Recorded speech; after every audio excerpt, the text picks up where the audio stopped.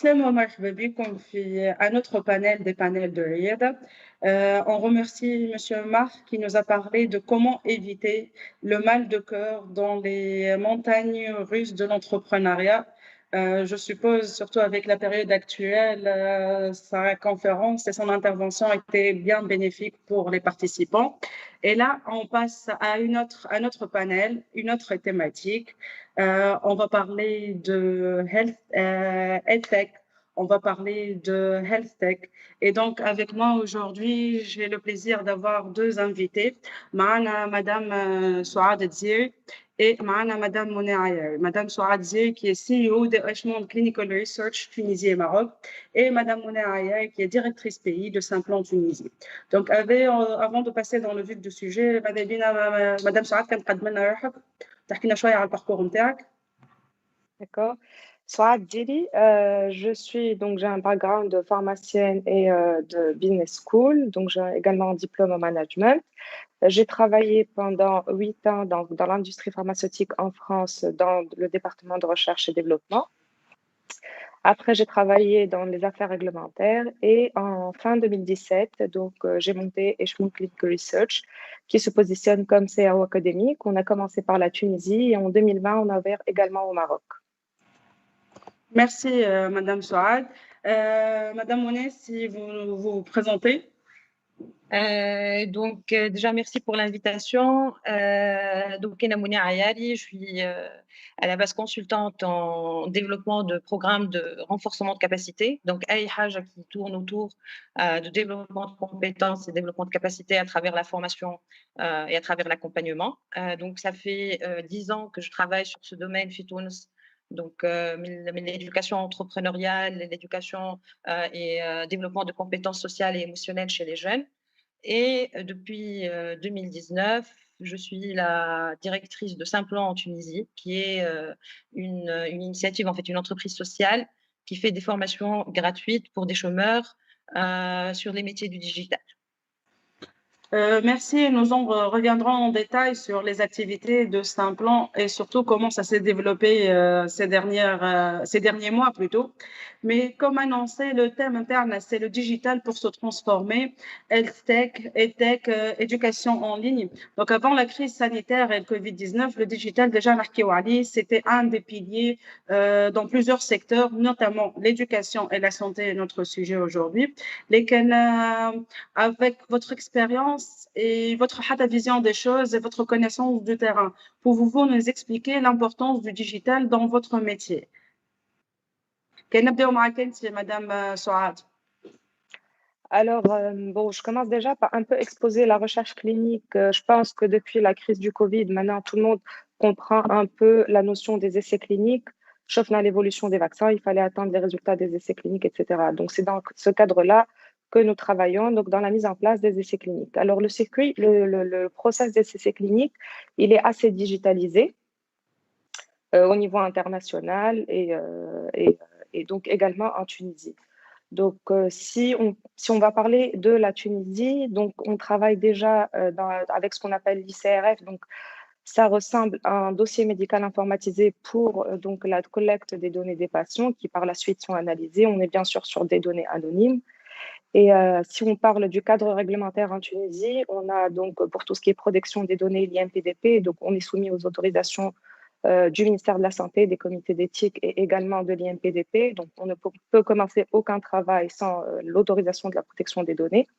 Donc, par exemple, ce qu'on rencontre actuellement comme frein et ce qu'on a rencontré en Tunisie, c'est principalement, par exemple, avant tout essai clinique, le patient il doit donner son consentement. Majoritairement, les essais cliniques se passent en Europe et aux États-Unis. Et là, le process d'obtention du consentement est complètement digitalisé.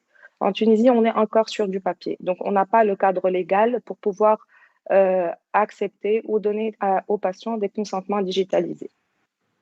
L'autre point également, parce que ces dossiers médicaux informatisés, ils sont complétés par les médecins.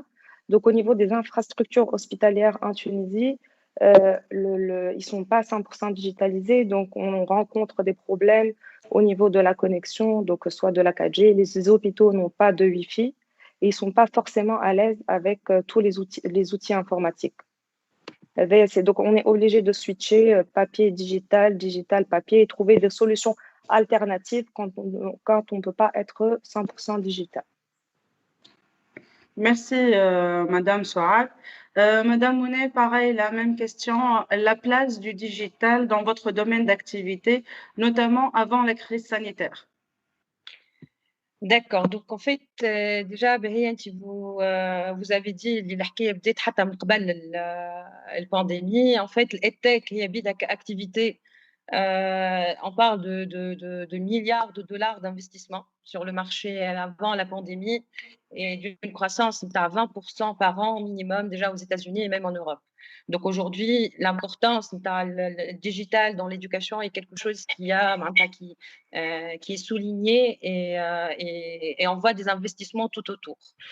Pourquoi c'est important? Parce que ça permet aujourd'hui à résoudre des problèmes et lesquels on appelle les écoles et sans les pieds technologiques on ne pouvait pas leur faire face. Qui m'a par exemple l'inclusion. Donc aujourd'hui l'apprenant, mais que les apprenants ils apprennent de la même manière. Et donc il y a ceux qui sont plus visuels, il y a ceux qui ont auditif, acte de l'expérience. Donc en fait nos capacités cognitives d'apprentissage et avec la technologie et avec l'étendue aujourd'hui du développement des outils et des modèles, on peut faire face à cette problématique-là et à développer un contenu qui est adapté à différents types d'apprenants. Femme زاد d'autres outils aujourd'hui نستعملوا فيهم برشا كيما les cours en ligne donc كيما حكينا قبيله قلنا les MOOC mais aussi فما les applications de communication ما بين les parents et les enseignants. Donc en fait il y a une grande palette aujourd'hui, un éventail d'applications qui nous permettent justement de fournir une formation qui est beaucoup plus adaptée aux différents types. Merci pour tous ces détails. Et effectivement, de le Covid, femme a des solutions et pour tout besoin, il y a vraiment une solution. Mais peut-être la découverte, c'est vraiment faite avec le Covid, face à l'obligation de vraiment passer au digital et qu'on n'a pas le choix. On reviendra tout au long de ce panel en détail. Et là, Madame Dier, depuis 2017, vous avez lancé Eshmoun Clinical Research et qui s'est engagé et qui s'est lancé déjà et qui s'est engagé dans la recherche clinique en Tunisie. Et concrètement, surtout maintenant, surtout le consentement, il se passe sur papier. Le digital, il est important pour les essais cliniques, mais en général, dans le domaine de la médecine, de la santé, le fait que le dossier d'un patient digitalisé, l'information elle est centralisée. Donc à votre niveau et selon vous, quel était l'apport du digital et du numérique dans cette recherche? Est-ce qu'il y avait aussi surtout des freins, par exemple le cadre légal, l'infrastructure, absence d'équipement dédié, ou de ressources humaines adaptées? Dans la recherche clinique, actuellement, le système il est en place. Donc, comme je citais comme exemple tout à l'heure, le cadre légal en Tunisie, donc bien sûr, on parle de données de santé là, donc on est vraiment dans tout ce qui est protection de données. Donc, il y a un cadre légal avec l'IMPDP, l'Instance nationale de protection des données à caractère personnel. Mais comme je disais, par rapport au consentement, il n'y a pas de cadre légal pour que le patient signe un consentement électronique. Et je pense même à ce stade, les patients, on ne va pas avoir la possibilité on est devant différents types de patients, donc on ne pourra pas les obliger ou les inciter à signer un consentement de façon électronique. Donc je pense qu'il y a encore du chemin à faire pour que les patients puissent adhérer à un consentement digital. Après, oui, les essais cliniques se déroulent généralement donc, dans les structures hospitalières publiques. Et on sait très bien qu'au niveau des structures hospitalières publiques, on a toujours des défaillances au niveau de l'équipement. Donc, on rencontre pas mal de soucis au niveau de la connexion, on rencontre pas mal de soucis au niveau de la disponibilité des ordinateurs. Et il y a des gens qui ne sont pas forcément, on est amené à collaborer avec le corps médical et paramédical et on fait des sessions spécifiques pour les former à comment compléter, etc. Mais on n'est pas devant un public assez averti face à l'utilisation du digital et des plateformes pour la collecte de données.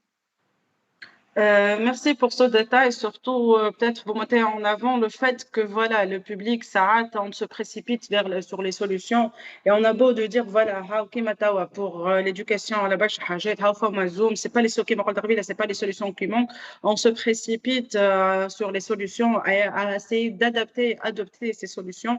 Et au final, là, ça le préalable, soit qui m'a chez l'équipement, soit tout simplement, bah, ما نعرفوش نستعملوهم. Et on se force, ou ça, le problème ici, c'est lors de ce passage, il y a le décalage entre les attentes internes et la réalité, que ce soit fait l'usage, que ce soit fait l'infrastructure, fait que le chat. Là, je passe à Madame Monet. Et chez Simplon, vous faites des formations en ligne. Il m'a dit de démonter en compétences, soit une formation liée au métier du numérique et du digital. Et depuis un bon moment, vous faites ça depuis un bon moment, mais est-ce que vraiment la crise sanitaire pour vous était un passage obligatoire au digital? Est-ce que ça a été fluide déjà pour vous ce passage? Je sais que vos formations d'habitude c'était présentiel et maintenant c'est devenu virtuel. Donc selon votre expertise, quels sont les principaux obstacles aussi qui empêchent les sociétés, les universités ou autres d'opter pour une éducation ou une formation en ligne? En fait, nous, chez Simplan, on favorisait les formations hybrides, donc du présentiel et de l'en ligne. Pourquoi? Parce qu'on trouve aussi que le présentiel est important. Alors, il y a beaucoup, en fait, c'est un travail de reconversion sur une longue durée qui est en mode bootcamp, donc c'est vraiment très, très intensif. Et donc, du coup, le présentiel était assez important. Mais avec la pandémie, on était obligé de passer à 100% en ligne. Et là, on a puisé dans une panoplie d'outils. On était en mode test, hein, donc c'est surtout en fait les points qui étaient challengeants, c'était le fait d'engager en fait tous les participants. Donc l'engagement des participants d'une classe, ça c'était vraiment quelque chose d'assez parce qu'on les avait pas devant, donc c'était pas évident. Mais après, on a testé plein d'outils et il y en avait plein qui étaient très très bons et qui justement يلقاو حل les problèmes هذوما. Et donc du coup là, on se sent plus armé اليوم pour pouvoir justement assurer des formations en ligne à 100%. Parfait. Surtout, j'ai apprécié le terme on est plus armé. Il faut être là armé pour passer tout simplement en digital, que ce soit le remote, mais même l'éducation. Et peut-être, j'ouvre une petite parenthèse, surtout à l'éducation. C'est vrai que depuis mars, c'est lors du premier confinement, bah, on est passé en ligne pour l'enseignement, mais on oublie deux facteurs, que soit que les gens, que ce soit l'enseignant, le formateur, mais aussi les élèves ou les étudiants, voilà, les employés. Et c'est fini, ils font une overdose des écrans, والا حتى la durée de concentration بل مستانس ياخذ كلمه يعطي كلمه يمشي في حتى الترونسبور اللي كان معبي ويفد فيه ولا يتوحشوا اللي كان يشم هواه. Donc peut-être c'est aussi le fait de passer le côté technique, ok, mais pour la forme, est-ce que ça a changé pour la forme? Des formules condensées pour s'appliquer plus. Vous essayez d'impliquer, donc des astuces pour que ça soit plus fluide. D'accord. Donc en fait, Rouni, c'était des pratiques hein, donc c'était une pédagogie qui est assez active. Donc au lieu de les avoir, en fait, on les ramène pas pour leur donner un cours en mode transfert d'informations verbales. C'est plutôt des briefs de projet où la plupart du temps, soit en groupe, en petits groupes, sur des rooms, par exemple, sur Zoom, on pouvait se faire des chambres, en fait, des petites salles et mettre des groupes dedans. Et donc, il y a aussi ce concept de e-collaboration. Donc, ils collaborent dans des petits groupes et sur des projets donc, de recherche, etc., sur des projets de développement qu'eux, ils viennent présenter par la suite. Donc, il y a cette partie active, en fait, de la pédagogie qui rend les choses moins ennuyantes. Donc, il n'y a pas seulement une présentation de quelque chose, de prof, donc, on a ça. Il y a aussi des outils, en fait, qui gamifient les cours. Donc, دي الحاجة زادة aussi qui est bien dans le tech où on peut rendre, en fait tous les cours peuvent être rendus ludiques très très facilement. Il y a par exemple, je sais pas, l'outil Kahoot qui fait des quiz. Donc, بعد كل حاجة هكا un masterclass, on fait des quiz et donc il y a des points et après, genre ceux qui ont le plus de points par la semaine, c'est l'apprenant de la semaine.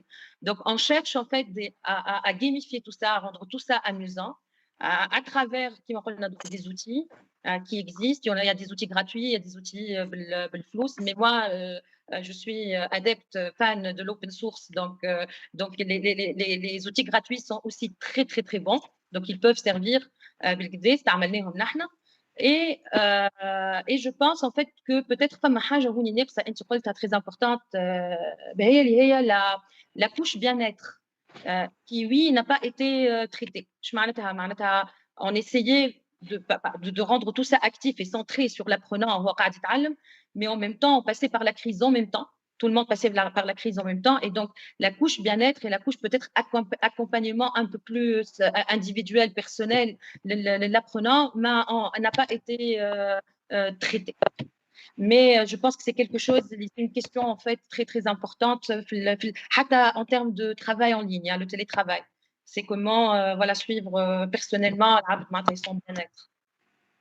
Tout à fait. بالحق هذايا c'est مش un panel برك. Normalement حتى كان نزم un sujet de conférence et on les voit حتى à l'international ولا sur certaines structures اللي بالحق بدينا نحكيو على mental health والoverdose اللي حتى depuis je pense si je me rappelle bien حتى les articles اللي خرجوا qui traitaient de la zoom fatigue بداو à partir من mai, donc c'était très rapide et من الاول ما حلانا وي ويافي والكلها حنا نحكيو en ligne وها فما واللي ولا يتفرج في musée virtuel واللي le voyage on va ok slow down, c'est bon, on fait notre overdose.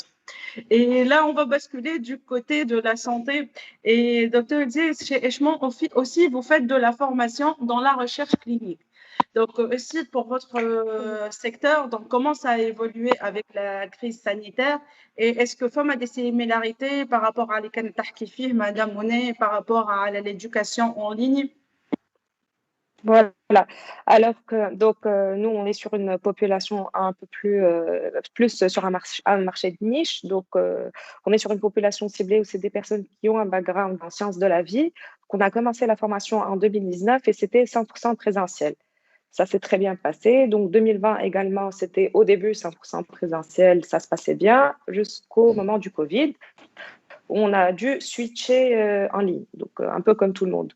Donc, il fallait vraiment réadapter le format des cours et toute la partie pratique qu'on faisait en pratique, on leur donnait les exercices, on leur demandait de travailler en binôme. Donc, après, on refaisait des séances. Donc, en termes et en nombre d'heures déjà, puisqu'on a été pris sur le tas, donc par exemple, pour nous, le nombre d'heures en présentiel, en ligne n'a pas été respecté. Donc, on débordait, entre autres, à cause des problèmes de connexion entre les différentes personnes, même si les cours étaient enregistrés, etc. Les étudiants aiment bien que ça soit interactif en live avec les professeurs. Donc, on peut dire qu'on prend un exemple. Un cours de 2 heures, il reste avec tous les aléas qu'on rencontre. Et nous, dans le cadre de notre système qualité, donc en 2019, on avait mis en place des questionnaires d'évaluation et un score NPS. On a fait exactement la même chose pour donc 2020. Et du coup, 2020, on avait un peu deux bras comparatifs, un bras complètement en présentiel et un bras en ligne. Et je pense que les étudiants voyaient bien la différence. On a des résultats, l'article il va être bientôt publié pour voir le ressenti et le score NPS, donc post-Covid, en présentiel, VS en ligne. Et du coup, ce qu'on a également, donc là en 2020, on va lancer la formation 100% digitale en adaptant toute la manière d'enseignement, tout ce qu'on fournit comme information. Et on va avoir donc des sessions complètement donc, enregistrées avec des vidéocapsules, mais on va également avoir des sessions live avec les profs, des quiz, des exercices et un examen à la fin. Merci Madame Charles pour tous ces détails. Et ainsi, Madame Monet, vous avez voilà, évoqué peut-être quelques petits soucis rencontrés, notamment la connexion, la page. Mais là, la question s'adresse à vous deux. Si quelqu'un, que ce soit un organisme, une université, voilà, il veut se lancer sur la formation en ligne et donc peut-être les métriques à prendre en considération Voilà, the do and don'ts, selon votre expérience. Donc, vérifier la connexion, s'assurer de la santé mentale et tout. Mais peut-être حاجات اللي vraiment checklist من الأول اللي لازمها تكون واضحة قبل ما il se lance pour préparer, voilà, pour dire que voilà, on a lancé la formation en ligne, quel que soit, est-ce que c'est une université, une société, un cabinet, tout ce que vous voulez. نبدأ بك أنت مدام micro.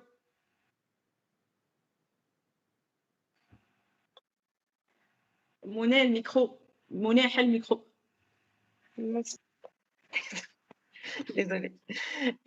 C'est un classique de formation. Oui. En fait, j'ai pas très bien compris la question. Est-ce que شنو هما الحاجات اللي باش نقولوهم pour les gens qui veulent initier معناتها هما يعملوا la formation en ligne ou vont apprendre en ligne? En fait, les deux. Mais surtout, ma question, quand je l'ai orientée, c'était ils vont faire la formation, vont offrir la formation à les universitaires, des startups, même si c'est une simple formation de 1 heure, même si c'est un workshop ou quoi, mais les choses à prendre en considération. À titre d'exemple, hier, je lisais un article et c'était un universitaire qui l'a publié et qui parlait au fait que au but de ça le frustrait d'avoir toutes ses caméras fermées. Donc, il voyait son écran tout noir.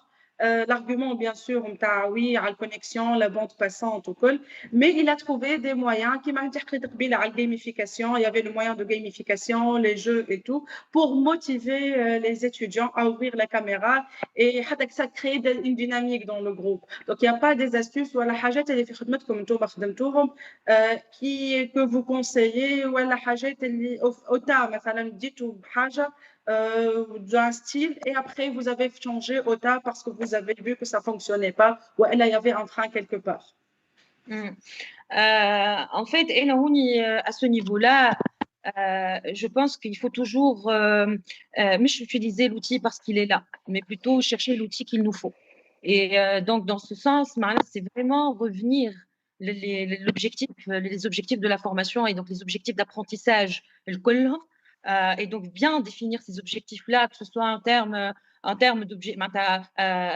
compétences techniques ou la transversale ou les objectifs le public cible et comment ce public cible les segments, les backgrounds, etc. Et comment ces gens-là essaient de comprendre la cible et comment la cible serait plus que ce contenu soit que le contenu et que le format et la forme soient adéquats à cible et déterminer en fait des points et là aller chercher l'outil. À la khater, j'ai eu dans mon équipe des gens qui venaient juste des outils. Ah, c'est bien, on utilise ça, on utilise ce truc. Moi, je dis à chaque fois, je reviens, mais pourquoi? À la khater, il y a tellement qui me en fait, c'est tellement un grand marché et le développement web, il y a les applications et les sites web de tutorat et les blogs de révision, il y a que ça aujourd'hui. Il y en a plein. Et donc, du coup, c'est je repense tout son concept en fait de formation et comment est-ce que la technologie pourrait venir soutenir le et un moyen d'exclusion. Donc, même beaucoup de technologies tue le truc. Absolument. Oui, Madame Sourad, selon votre expérience. Nous avons tiré quelques leçons de notre côté. Déjà, par rapport à l'étudiant, donc il faudrait que le cours ne dépasse pas 1 heure et demie au plus, entre Saa et Saa. Il faut vraiment adapter le contenu et vraiment réfléchir.